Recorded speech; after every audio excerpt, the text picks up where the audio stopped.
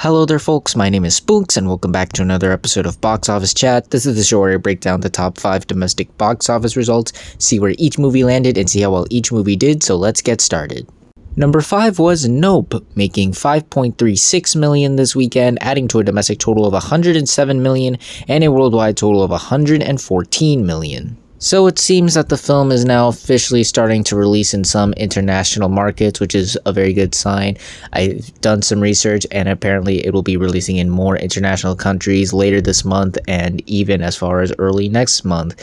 So in case of anyone worried about if it's going to double its budget, it now has a good shot of doing it. It just needs to do really solid in those international countries because while yes, given the type of film this is, an original R-rated horror film with a very high concept, and the fact that it is the highest grossing horror film of the year, it surpassed 100 million domestically finally, and it has done pretty well for itself thus far.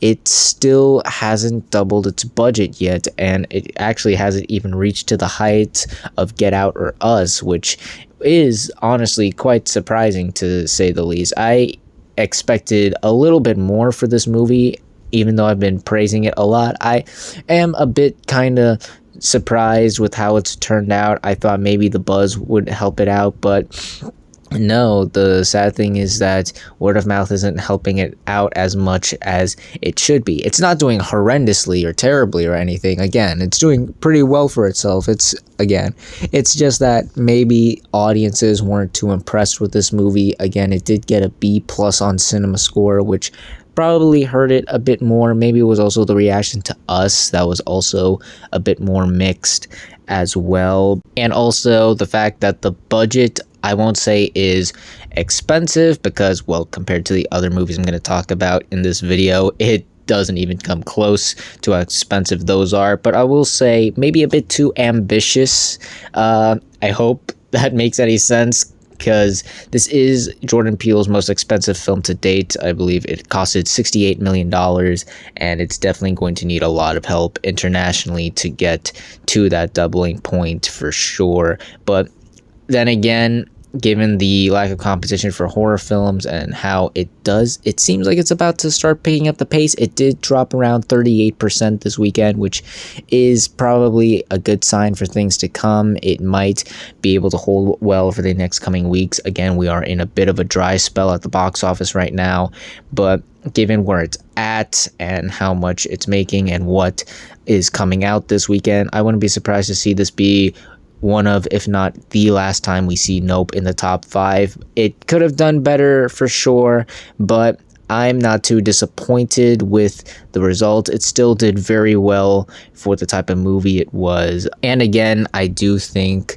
that the international countries and numbers will help this movie get to the place it needs to, because even though this is still doing okay for itself, it still could have done a bit better, in all honesty. Not terrible, but a bit of a, I won't say disappointment but per se. Well, it is disappointing, but not in the sense that it's flopping or doing terribly. It's just kind of a bummer that it hasn't done as well as many would have expected, but still it's not doing terrible. Number 4 was Thor: Love and Thunder, making $5.37 million this weekend, adding to a domestic total of $325 million and a worldwide total of $719 million. So as many of you can see, despite it being a much slower weekend, it was actually quite a tight race at the box office this weekend. So much so that when the Sunday estimates arrived, it was Thor: Love and Thunder at number 5 and Nope at number 4. But I guess more people decided to see Thor on Sunday that caused it to overtake Nope at the box office, which is quite impressive as well, to say the least. This movie also was able to cross a pretty significant milestone this week rather than happen this weekend, but still, it was able to surpass $700 million worldwide. That is fantastic, especially given its very expensive $250 million budget. It's definitely going to need a lot more of that moolah to come in. However, I don't think it's going to surpass Thor Ragnarok's $850 million worldwide total. Just doesn't seem likely. It is starting to, well, it has been, but it's slowing down significantly. Once again, it's going to be a bit slow for these next couple of weeks, or maybe even the next couple of months rather, and I feel like this movie will probably just is going to linger on around the top 10, and while it'll still be bringing money for itself, it's not going to really help it champion and just bringing this huge boom of success for it. Rather, it'll still continue to make money for it, but in very small doses. And otherwise, this film is still such a monumental hit, even with its way too expensive budget that I've stated previously. It's still a Marvel movie, so it still made a ton of money. Despite it being very front-loaded and not living up to people's expectations, people are still going out to see it. Thus far, it's still doing well for itself, and yeah, not much more else I can add to here. Just another pretty good weekend for Thor. Number 3 was DC League of Super Pets, making $7 million this weekend, adding to a domestic total of $58 million and a worldwide total of $109 million. So believe it or not, this was actually a pretty decent weekend for Super Pets, as not only did it have a very strong hold this weekend, just dropping 37% from last weekend, which is typically what you would expect for animated movies, especially family films, to drop around in their respective weekends following their second ones, for sure. So this is a good sign, and it was also able to surpass 50 million domestically. It also worldwide was able to surpass not only $100 million worldwide, but also its initial budget of $90 million. So that's a good sign as well. Now, all it has to do is double it. We'll see if it can get there. It does seem to be slowing down a bit internationally. So we'll see if maybe stateside it can help pick up the pace a bit. But otherwise, this does seem to be following the same track as something like The Bad Guys from earlier this year, or maybe even Sing 2, even though it's probably not going to be as successful as those movies. It does seem like it's going to have those strong legs, and word of mouth is probably going to help it out from families who have seen the film and encouraging others to go check it out. Hopefully that is the case. Once again, it still needs to get to that doubling point of $90 million, especially worldwide, because it's definitely not going to get to that point domestically. But once again, due to lack of competition for family animated films, I think it might have a shot of doing that. Otherwise, it's probably going to have spectacular legs that impress people to no end. Once again, don't think it's going to quite impress everyone like how The Bad Guys did, but if it can even come close to that, I think people will be very pleased and surprised to see how well it did in the future. Again, we're still early in its run. It's still got the rest of August and the rest of September to play out, so anything is possible. It will be interesting to see how well it does for the rest of August, as every kid's worst nightmare has arrived. Schools have to start up back again. Kids have to go back to school, learning the ABCs. So, and obviously that means kids can't, well, go to the movies as much as they did in the summer. So it'll be interesting to see how it does for the rest of August. But as far as I'm concerned, judging by the third weekend, I think it's probably going to have good legs throughout the rest of its theatrical run, and hopefully do about as well as other animated movies, family films as well, that have been released in the post-theater closure era. So this might be a turning point for the movie, but again, it's still a bit early, so we don't know. But yeah, this was a pretty good weekend for Super Pets. Number 2 was Top Gun Maverick, back in the top 5, making $7.05 million this weekend, adding to a domestic total of $673 million and a worldwide total of $1.3 billion. I bet you all thought that last week was the end. You would no longer have to see me or listen to me talking about this movie and how successful it was because it left the top 5. At least I certainly did. Well, clearly, I was unaware of the fact that it was re-releasing in IMAX for Fan Appreciation Week or something, and apparently there was enough interest this weekend to go check it out for the billionth time in a row to not only let it fly back into the top 5, but fly as high as number 2. Much like Thor Love and Thunder, and the battle for the second and the third spot was very close. Once again, in the Sunday estimates, it was reported that DC League of Super Pets would overtake Top Gun Maverick, but again, I guess enough people saw Top Gun on Sunday to boost it over Super Pets, so good job, Maverick. And this also puts its domestic total just $5 million away from the entire domestic run of Avengers Infinity War. Yes, that Avengers Infinity War, people. And given by how well it's been doing, I see no reason why it won't be able to surpass that milestone to become the 6th highest grossing film of all time domestically. The only thing standing in its way is probably Black Panther from getting the number 5 spot in terms of all-time highest grossing movies of all time domestically. And I've learned my lesson with this movie, and that is to never doubt this movie. So I guess we just have to wait until this movie inevitably surpasses that milestone to become the 5th highest grossing movie of all time domestically, because it just doesn't seem like there's anything that's going to stop this movie from being as successful and as predominantly powerful over the box office. Even when you knock it down, it got back up again. Guess we just have to keep seeing this movie for quite some time. We'll see how much longer it will be in the top 5. But yeah, Top Gun Maverick, it's back in the top 5. Clearly here to stay for some more. And finally, let's end the video off with the number 1 movie of the weekend, and that was once again Bullet Train, making $13 million this weekend, adding to a domestic total of $54 million and a worldwide total of $114 million.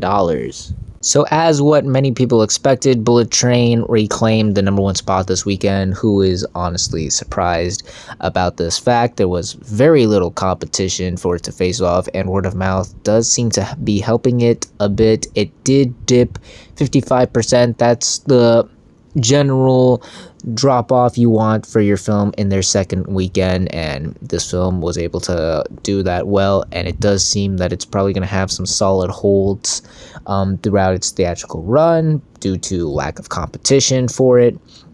And despite its concerning B+ cinema score, it does look like it's probably going to be one of the last few blockbusters of the summer movie season. It's already surpassed its $90 million budget worldwide. All it has to do is double it. We'll see if it can be able to do that either domestically or worldwide. Again, it's still going to be a long couple months at the box office right now, so anything's possible. I think this movie has a good shot of legging out very well, and word of mouth helping it out for sure to help it become one of the bigger blockbusters of the summer movie season. Again, not much coming out, although it will be interesting to see how well it does this weekend, as it does have one big notable competition, that of another somewhat R-rated action movie, so it'll be interesting to see how it faces off that. But otherwise, for the rest of these couple months, I think it should be in good shape. So yeah, Bullet Train is still doing pretty well for itself. And those were the top 5 domestic box office results for this weekend, but we're not quite done yet, as we've got another week ahead of us and new movies hitting theaters.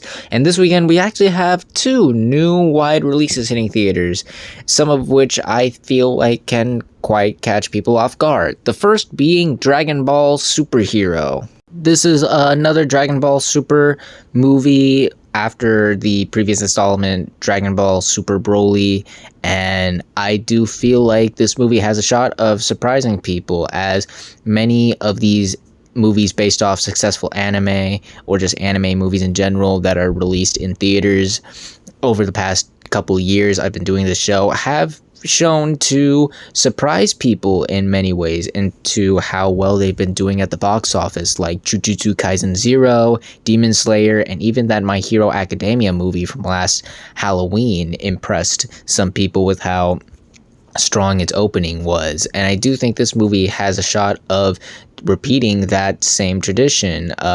Dragon Ball is a very well-known, beloved, critically acclaimed, and just overall amazing anime with a huge fan base, and I see no reason why the majority of that fan base will not be rushing to see this movie in theaters, especially given how popular the last one was. And I think while it's not going to have a blockbuster opening weekend, we're going to see an opening that once again catches people off guard and makes people go, oh wow, this movie did a lot better than what people said. However, there is another tradition with these anime movies, and that is they are very front loaded with their opening weekends, and then they just plummet the weekends following. We've seen it with Jujutsu Kaisen 0, Demon Slayer, and even My Hero Academia from last year.